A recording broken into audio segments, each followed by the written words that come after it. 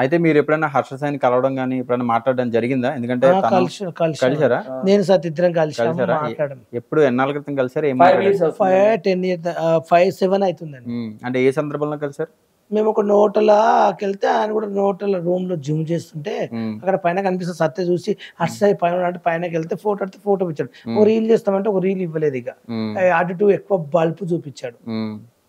అంటే ఇప్పుడు సోషల్ మీడియాలో ఉన్న మంచితనం అంతా బయట అయితే లేదా హర్ష సాయి? లేదు, పెద్ద చాలా యాటిట్యూడ్ ఎక్కువ, బల్బ్ ఎక్కువ చాలా.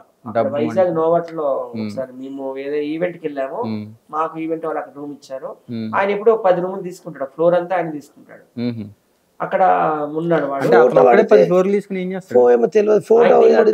ఫోటో అడిగితే ఇవ్వలేదు, ఒక ఫోటో ఇచ్చాడు, ఒక వీడియో ఇస్తామంటే ఇవ్వలేదు. బల్బ్ హార్ట్ చూపించుకుంటూ వెళ్ళిపోయాడు రూమ్ లో.